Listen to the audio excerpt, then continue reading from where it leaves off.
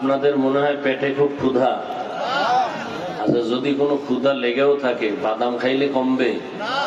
হ্যাঁ, তাহলে মাহফিলের প্যান্ডেলে এগুলো করবেন না, এগুলো মজলিসের আদব না, অনুরোধ। এটা এমন একটা প্যান্ডেল, এমন একটা মজলিস যেখানে বসার সাথে সাথে জীবনের সব গুনাহ আল্লাহ সবার মাফ করে দিয়েছেন। নবীজি বলেন, কেউ যদি ঘর থেকে বের হয় ওলামায়ে কেরামের মজলিসে দ্বীনের প্রোগ্রামে, প্রত্যেকের সাথে আল্লাহ পাক ৭০,০০০ রহমতের ফেরেশতাকে কাফেলা বানায় দেন। আপনি একটু খেয়াল করেন, আপনার এই এলাকা কোন থানা? শিবালয়। মনে করেন একজন আসামিকে ধইরা থানায় নিয়ে গেল, এটা বুঝাবার জন্য ওসি সাহেব আছে, আবার এটা না নিয়া একটা অপরাধীকে খুব বেতের বাড়ি দিতেছে, কিন্তু কোনো চোখে পানি নেই, কান্না নেই। খুব খেয়াল করিয়েন, বেতের বাড়ি দিছে আসামিকে থানায় নিয়ে, কিন্তু চোখে কি নাই।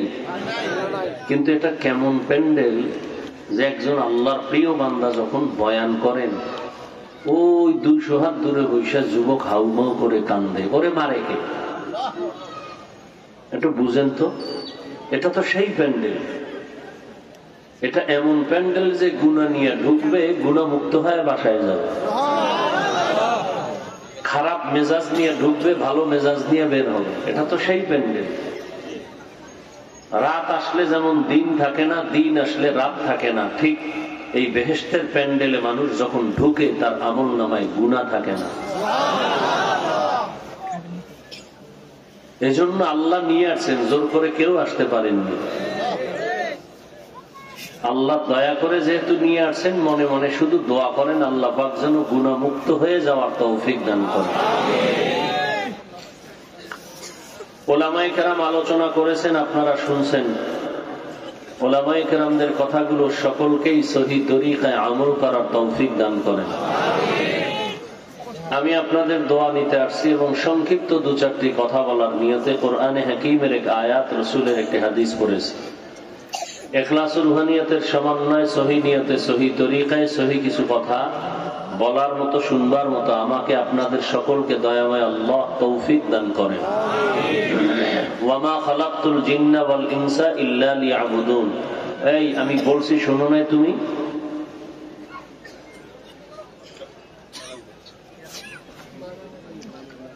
আল্লাহ বলেন, আমি জিন এবং মানুষকে দুনিয়ায় পাঠাই নাই। হ্যাঁ, পাঠিয়েছি, একমাত্র আমার ইবাদতের জন্য। নবীজি বলেন, লা তাআতা লি মাখলুকিন ফি মাসিয়াতিল খালিক। আল্লাহকে অসন্তুষ্ট করে পৃথিবীর ভিন্ন কারো আদেশ নিষেধ মেনে নেওয়া হারাম। আল্লাহকে বেজার করে মা বাবা, ভাই বোন, পরিবারের কোন মুরব্বী, পীর, ওস্তাদ কারো কথাই মানা যাবে না। এক কথায় জবাব, দুনিয়ার সকলকে অসন্তুষ্ট করা সম্ভব, কিন্তু মুমিন আল্লাহকে অসন্তুষ্ট করা সম্ভব না। আল্লাহকে সন্তুষ্ট করেই আমাদেরকে জীবন যাপন করার তৌফিক আল্লাহ দান করেন। তো আল্লাহ পাক দুনিয়াতে মানুষ প্রথমে বলছেন আমি পাঠাই নাই। হ্যাঁ, পাঠিয়েছি। এই কথা ঘুরাইয়া না বলে ডাইরেক্ট যদি বলেন যে আমি মানুষ পাঠিয়েছি ইবাদতের জন্য, এ কথা না বলে প্রথমে আল্লাহ পাক নেতিবাচক শব্দ বললেন, আমি মানুষকে পাঠাই নাই। হ্যাঁ, পাঠিয়েছি আমার ইবাদতের জন্য। কারণ কি? এর কারণ হলো আল্লাহ মানুষের জেহেনকে, ব্রেনকে পরিপূর্ণ প্রথম কথা দিয়া খালি করে দিলেন, সাফ করে দিলেন। ও মানুষ, তোমাকে আমি আল্লাহ সৃষ্টি করি নাই। হ্যাঁ, এখন তুমি মাথায় নাও, তোমাকে সৃষ্টি করেছি, তোমার জীবনে কাজ একটা, দুই কাজ না। সেই কাজ হলো ইবাদত। ইবাদত কি? ইবাদত কেন? ইবাদত কিভাবে? ইবাদত কি? এর সংক্ষেপ জবাব হলো, আল্লাহর হুকুম বাস্তব জীবনে বাস্তবায়ন করার নাম ইবাদত। আল্লাহর হুকুম জীবনের প্রত্যেকটা সেক্টরে বাস্তবায়ন করে চলার নাম কি? ইবাদত। কেন এটা করব? ইবাদত কেন? ইবাদত করার একমাত্র কারণ আল্লাহর সাথে মোলাকাত, বিনিময় পুরস্কার পাবো জান্নাত।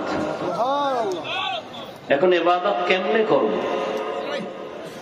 এর এক কথায় জবাব হলো, ইবাদত হবে একমাত্র, শুধুমাত্র, কেবলমাত্র রাহমাতুল লিল আলামিনের আদর্শ অনুযায়ী।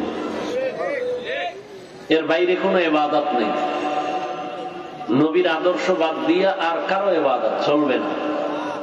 হ্যাঁ, এখানে আমি বলি আমার থেকে, নবীজির আদর্শ থেকে যদি আরো সুন্দর কোন আদর্শ কারো কাছে থাকে, তাহলে আমি হাফিজুর রহমান বলতেছি, আমি নবীজিরটা বাদ দিয়া তারটা নিব। ১৫০০ বছর পর্যন্ত দুনিয়াতে বহু আদর্শের ফেরি হয়েছে, জমিনে বাজার হয়েছে। কেউ যদি এখানে দাঁড়ায় বলতে পারেন, জয় হাফিজ সাহেব, নবীজির আদর্শ থেকে শেখ মুজিবুর রহমান সাহেবের আদর্শ ভালো, নাউজুবিল্লাহ, পরে আমারটা শুনেন। যদি কেউ বলতে পারে গ্যারান্টি দিয়া, তাহলে আমি নবীজিরটা বাদ দিয়া তারটা নিব। নাম্বার 2, কেউ যদি বলতে পারে যে নবীজির থেকেও আরো সুন্দর আদর্শ এরশাদ সাহেবের মধ্যে ছিল, আমি সেটা নিব, নবীরটা বাদ দিয়া। যদি কেউ বলতে পারে নবীজির আদর্শ থেকে আরো ভালো আদর্শ জিয়াউর রহমান সাহেবের মধ্যে, আমি সেটা নিব, নবীরটা বাদ দিয়া। কিন্তু এখানে অনেক শিক্ষিত মানুষ আল্লাহর মোহাব্বতে বলেন, বলার মতো সাহস আছে? আচ্ছা, এদের উপরে যারা আছে, আব্রাহাম লিঙ্কনের গণতন্ত্র, মাওসেতুং, লেনিন, কার্ল, প্লেটো, এক কথায় আমি জবাব দেই এভাবে, পৃথিবীর সমস্ত মানুষের বানানো আদর্শ নাপাক, একমাত্র মদিনাওয়ালা রসুলের আদর্শই হলো পাক। এবার প্রশ্ন, নাপাক কেন? তার দেমাগ নাপাক, খায় নাপাক, 3 বেলা ভাত খাইয়াও মদের বোতল লাগবে, বিড়ি টানবে, গাঞ্জা টানবে, তাহলে আর মস্তিষ্ক ঠিক থাকে? মদ পান কইরা কেউ জিকির করছে? মদ পান কইরেই বউরে মা কয়, কথা ঠিক নেই? তাহলে তার দেমাগ ঠিক? তাহলে ভেজাল দেমাগ দিয়ে যা তৈরি করবে সব ভেজাল। এই জন্য দেখেন না, বারবার ওই এক দল যায় আর এক দলায় কয় সংবিধান সংশোধন করো, কেন? পিছনেরটি ভুল। এইভাবে বিজ্ঞানীরা যা আবিষ্কার করছে বিগত দিন, এখন আইসা বিজ্ঞানীরা পিছনেরটি বলে ভুল, তাদের থিওরি ভুল। কিন্তু আল্লাহ পাক রসুলের মাধ্যমে 23 বছর লাগায় যে আদর্শের প্রেসক্রিপশন তৈরি করেছেন, কিয়ামত পর্যন্ত আদর্শ চলবে এবং গ্যারান্টি, এ আদর্শ মানলেই সে দুনিয়ায় শান্তি, পরকালেও মুক্তি, দুনিয়ায় সম্মান, পরকালেও সম্মান। আল্লাহর রসুলের এই আদর্শের প্রেসক্রিপশন কিয়ামত পর্যন্ত চলবে, কোনোদিন সংশোধনী লাগবে না। কেউ যদি বলে ইসলাম সংশোধনী দরকার, বলতে হবে তোমার বিবেকের সংশোধন দরকার, ইসলাম নয়। ইসলাম ছাড়া শান্তির কোনো ঠিকানা নেই। আমি আপনাদের থেকে জানতে চাই, আমরা হুজুরেরা বয়ান করি কোরআন হাদিস দিয়া, তার মানে কি কোরআন হাদিস শুধু আখেরাতেরই বয়ান আছে, দুনিয়ার লাইনের বয়ান নাই? মানুষের জীবনের দুনিয়ার সব ক্ষেত্রের সমাধান কি ইসলাম বা কোরআনে আছে? আছে। এই কথাটা ভালো করে মনে রাখবেন। তো হুজুরেরা যেমন আখেরাতেরও পথ দেখাবেন, দুনিয়ারও পথ দেখাবেন, শান্তির পথ। মক্কায় রসুল আসছেন এমন এক মুহূর্তে, যে মুহূর্তের মানুষগুলো মক্কার পৃথিবীর ইতিহাসে নিকৃষ্ট, চরিত্রহীন, খারাপ ছিল। এই ইতিহাস, এই কথা কেউ জানে না এমন কেউ নাই। সবাই বলে আইয়ামে জাহেলিয়াত, বর্বরতার যুগ, মক্কার মানুষ কত খারাপ। লাগাতার যদি বলতে থাকি দীর্ঘ টাইম চলে যাবে। এক কথায় বললাম, এদের মতো খারাপ পৃথিবীতে আর কোনো মানুষ ছিল না। এখন প্রশ্ন এখানে আরো জটিল। আপনাদের এখানে মসজিদ আছে না? মসজিদের পাশে বাড়িওয়ালা আছে না? আছে। আরো আশেপাশে আছে। কথার কথা, মসজিদের পাশের মানুষটা একটু হিসাব করে চলে অন্যায়ের ক্ষেত্রে, দূরের মানুষ একটু বেপরোয়া, মসজিদের কারণে অতটা অন্যায় করে না। বলে মসজিদ তো, এই জন্য বেশি অন্যায় করা যায় না, বেপরোয়া ভাবে চলা যায় না। তাহলে পৃথিবীর শ্রেষ্ঠ মসজিদ তো বাইতুল্লাহ। কি বাইতুল্লাহ থেকে দামি আর একটাও আছে? নেই। টাঙ্গাইলে একটা মসজিদ, আমাদের বরিশালে মসজিদ দেখতে যায় অনেক লেডিস, অনেক পুরুষ দেখতে যায়, গিয়া ছবি তুলে, কিন্তু কপাল পোড়ারা নামাজ পড়ে না, দেখে দেখে চলে আসে, মনে করছে দেখলেই জান্নাত রেডি। কিন্তু বাইতুল্লাহ কেমন মসজিদ, যেই বাইতুল্লাহর দিকে শুধু তাকায় থাকলেই স্বভাব। এখন প্রশ্ন, মসজিদ পৃথিবীর শ্রেষ্ঠ মসজিদ, যেই এরিয়ার মধ্যে ঢুকলে একবার যদি বলে আল্লাহ, সাথে সাথে 1,00,000 বার আল্লাহ বলার স্বভাব। ইন্না আউওয়ালা বাইতিন উযিআ লিন-নাসি লাল্লাযী বিবাক্কাতা মুবারাকান ওয়া হুদা, মুবারাকান ওয়া হুদাল লিল আলামিন।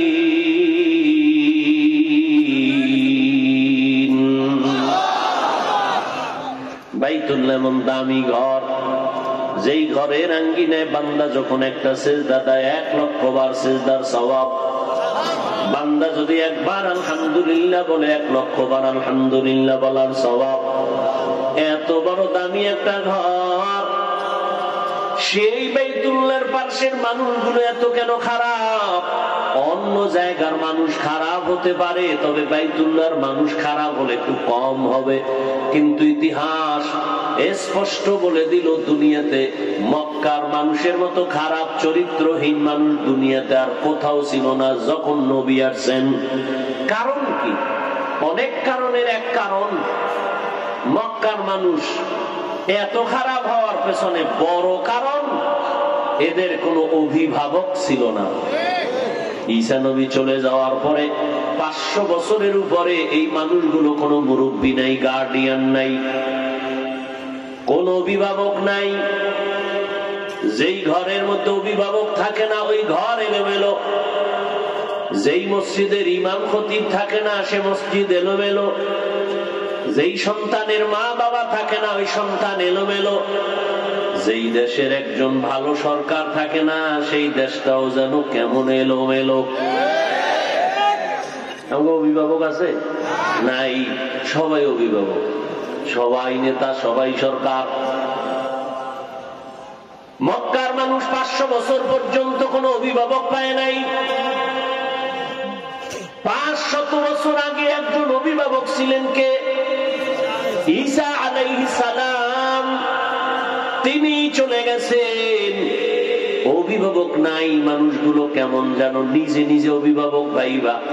তখন সে চলতেছে, নিজে যেটা করে এটাকেই সঠিক মনে করে। ভুল ধরার কেউ নাই। কে ভুল ধরবে? আমি তো বড়, আমার ভুল আবার ধরবে কে? আমি তো সবার উপরে, আমার কম আছে নাকি?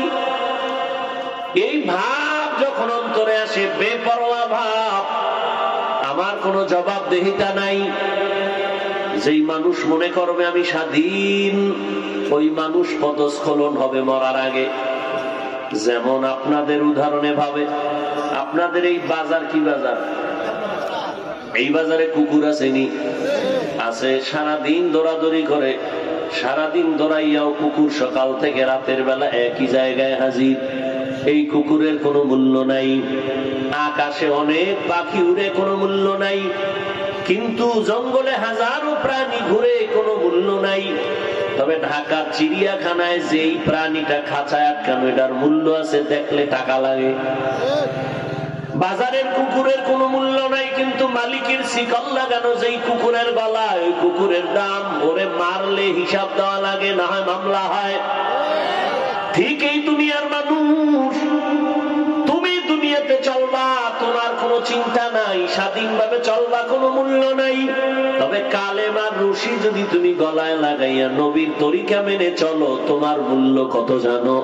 আল্লাহ নিজেই বলেন তোমার দাম ফেরেশতার থেকেও বেশি।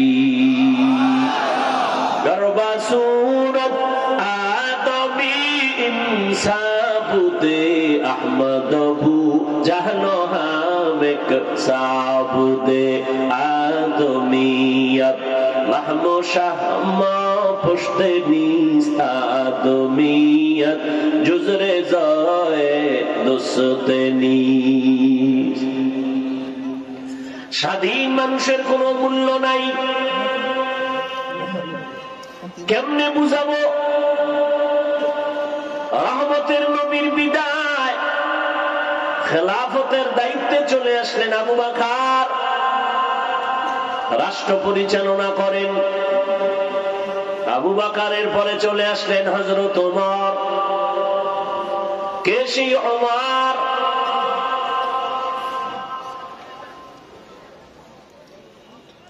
কালকে কিতাবে দেখলাম ওমরের ইতিহাস, কারণ নামের মধ্যে আগুন লাগানো। কেমনে কয় ওমরের ভাগ্য কত ভালো, মুসা নবী আল্লাহর আশেক, ঈসা নবী আল্লাহর আশেক, ইব্রাহিম আল্লাহর আশেক, দাউদ আল্লাহর আশেক, সুলাইমান আল্লাহর আশেক। এক কথায় দুনিয়ার সব নবী পয়গম্বর আমার আল্লাহ তাআলার আশেক, আর আমার আল্লাহ নিজে হলেন শুধু মুহাম্মদের আশেক। ঠিক তেমনি ভাবে আবু বকর নবীর আশেক, ওসমান নবীর আশেক, আলী নবীর আশেক, আবু হুরায়রা নবীর আশেক, হুযায়ফা নবীর আশেক, খাব্বাব খুবাইব নবীর আশেক। এক কথায় সব সাহাবায়ে কেরাম আমার নবীজির আশেক, আর আমার নবী হলেন একা ওমরের আশেক।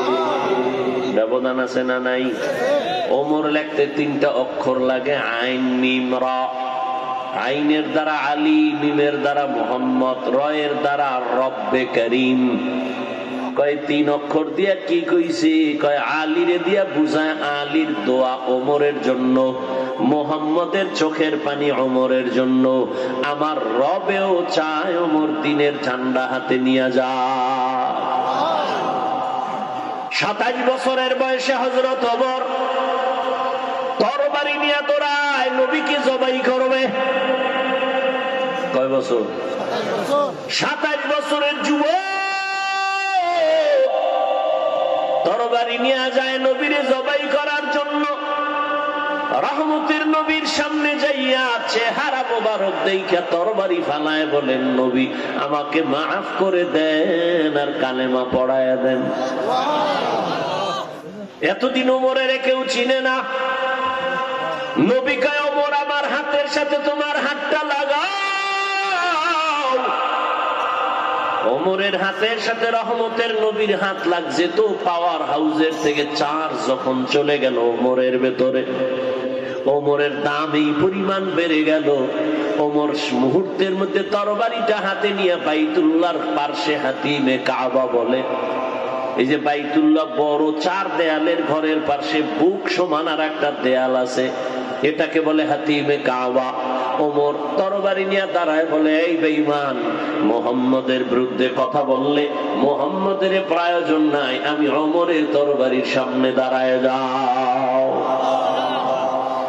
কেমন বেদা যে ওমর এখন রাস্তা দিয়া চললে ওই পথে কোন শয়তানও চলে না। 1 মিনিট চিন্তা করেন তো, এটা কেমন মানুষ যে শয়তান ভয় পায়? যেই শয়তান আমার আল্লাহর সামনেও মাথা তেরা হইয়া এরপরে আল্লাহকে যুক্তি দিছে আদমের সেজদা দিবে না, সেই শয়তান ওমরের দেখলে বড় ভয়। একটা যুবক একটা মদের বোতল নিয়ে হাঁটতেছে, হঠাৎ করে দেখে রাস্তার অপর দিক থেকে ওমর আসতেছে। ওমরের দেখে যুবকের ভয়, শরীর কাঁপতেছে, কারণ ওমরের মেজাজ এত গরম, কথার আগে তরবারি রেডি। যুবক মদের বোতল ফালাইতেও পারে না, চোখে চোখ লেগে গেল। এবার মনে মনে ডাক দিছে, হে মালিক, আর জীবনে মদ মুখে নিব না, তুমি আমারে ওমরের থেকে বাঁচায়া দাও। ওমর সামনে এসেই খায়, যুবক বোতলটা দাও। যুবক কাঁপতেছে, কাঁপো কেন? দে। যুবক বোতলটা যখন ওমরের হাতে দেয়, যেই বোতলে এত মদ, ওমর তাকায় দেখে 1 ফোঁটা মদও নাই, পুরা বোতলের মধ্যে সাদা দুধে ভরা।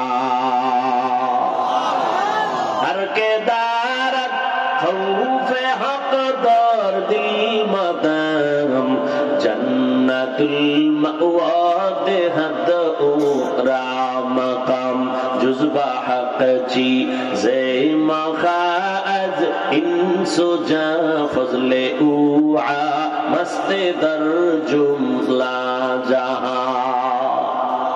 মান ইয়াহদিল্লাহু ফাহুয়াল মুহতাদ ওয়া মান ইউদ্লিল ফালান তাজিদ লাহু ওয়ালিয়াম মুরশিদা। আল্লাহ যদি চান কাউকে হেদায়েতের মালা পরাবেন, সে পরে ফেলবে। আর যদি কপাল খারাপ হয়ে যায় তো আমি হাফিজুর রহমান কেন, মক্কা মদিনার ইমাম কেন, স্বয়ং রাসূলও যদি বয়ান করে বেঈমানের কপালে কালেমার রশি লাগে না। যেই রহমতের নবীকে এক নজর দেখলে জাহান্নামের আগুন হারাম, কেমন মায়ার নবী আমার, যে রহমতের নবীর চেহারা দিয়ে তাকাইলে এক সপ্তাহের ক্ষুধা থাকে না। কেমন মায়ার নবী, ওই রহমতের নবীকে একদিন দুদিন না টানা 13 বছর দেখলো, বয়ান শুনলো, তারপরেও কালেমা পড়লো না। কত বড় নিকৃষ্ট বেঈমান! নাম জানেননি? আবু জাহাল 13 বছর দেখলো নবীরে, বয়ান শুনলো, কালেমা পড়লো না। আর ওমরের মতো বান্দা 27 বছরে নবীকে জবাই করতে গিয়া কালেমা হয়ে গেল, কালেমাওয়ালা হয়ে গেল। এর নাম কপাল।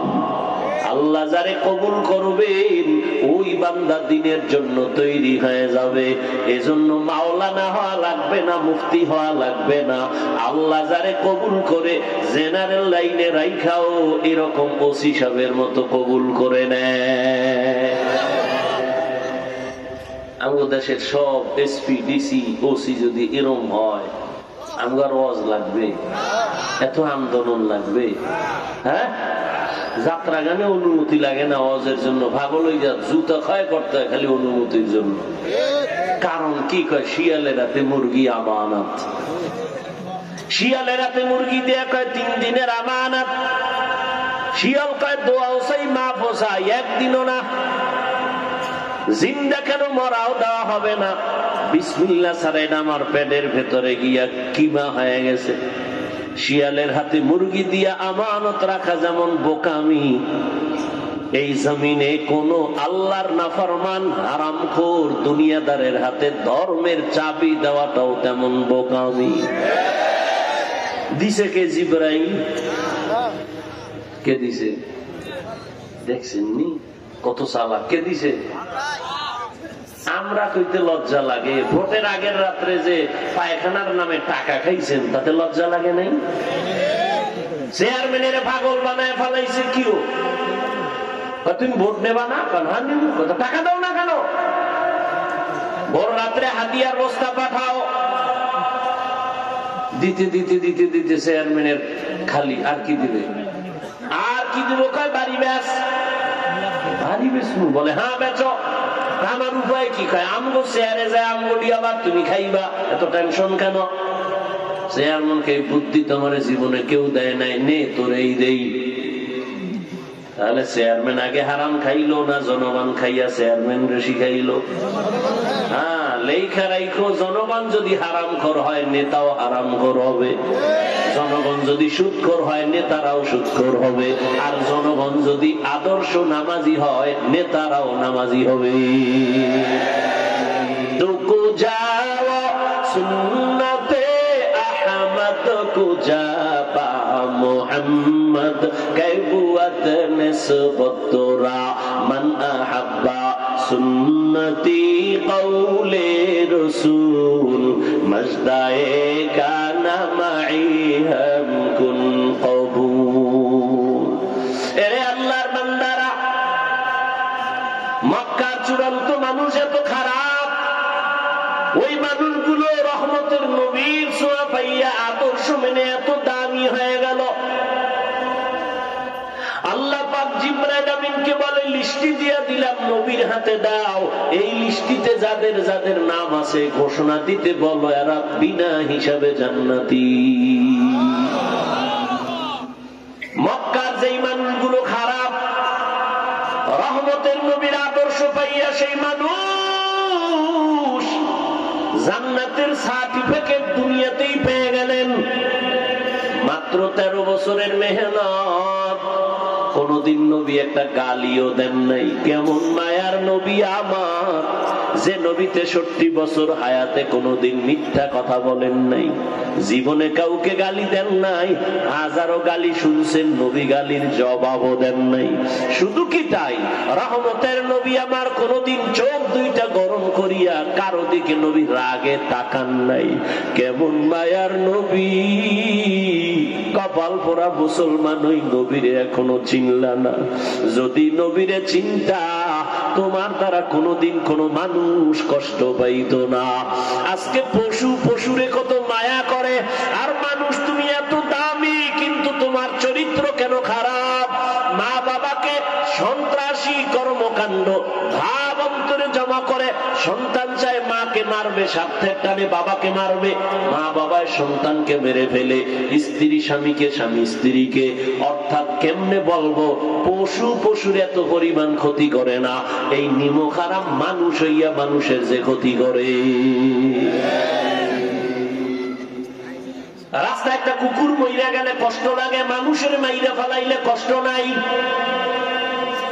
অথচ রহমতের নবী বলেন, ক্বালা রাসূলুল্লাহ সাল্লাল্লাহু আলাইহি ওয়া আলিহি ওয়াসাল্লাম, খায়রুন নাস মান ইয়ানফাউন নাস। জমিনে সবথেকে ভালো মানুষ তারা যার দ্বারা অন্যের উপকার হয়, ক্ষতি হয় না।